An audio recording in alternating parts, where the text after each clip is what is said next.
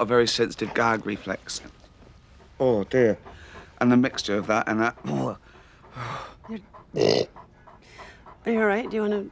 Oh, sorry. You know what? I think he needs to go out. Do you want to maybe walk him now? Or we could finish up and... Now's good, yeah. Get some air with some oxygen in it.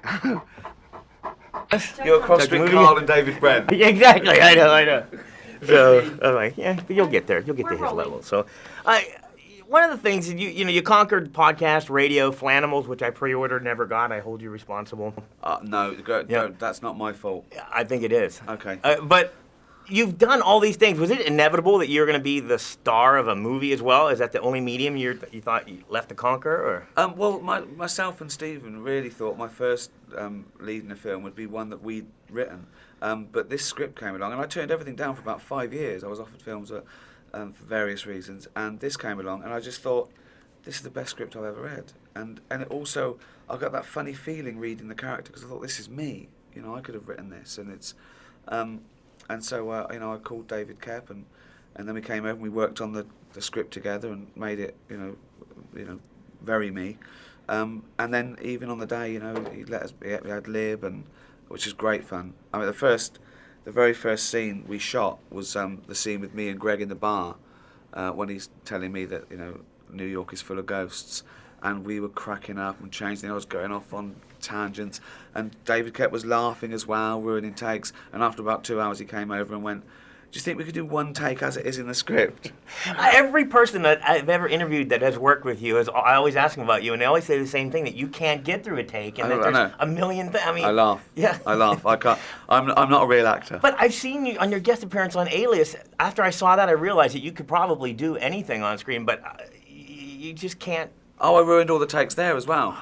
There was one bit where Sydney's father had to kill me. He killed me and then brought me back to life.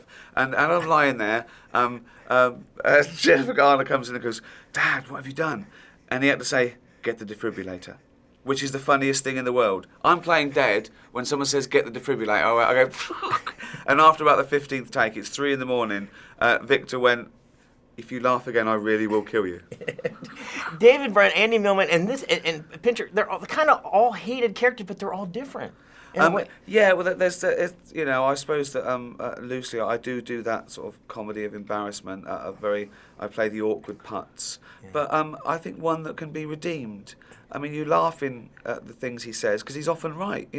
This guy Pincus, he goes around saying as it is. They are idiots. He points out everyone's faults, and it's terribly funny, but it's not doing him any good.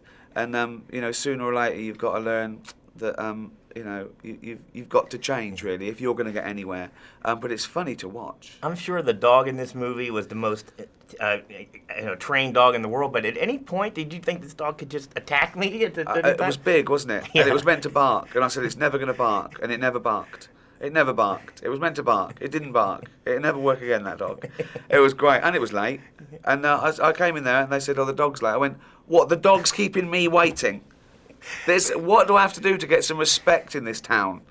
It was a lovely dog. It's just a lovely giant and so docile. Yeah, it could have eaten me in one, like a Scooby snack, I'd have been. Besides Carl, if you could come back and haunt somebody as a dead person, who would it be? That's it. It would be Carl. It would be Carl or another friend, just winding them up. I think just Carl mixing their stuff around. I think Carl can see dead people. He just ignores them. I think Carl, pretty much. Well, we've got a new podcast coming out on the 16th, and okay. I honestly think Carl is more stupid than ever. I don't know if that's possible. Thank you. Great to see you. Great Cheers. job. Thank you so much.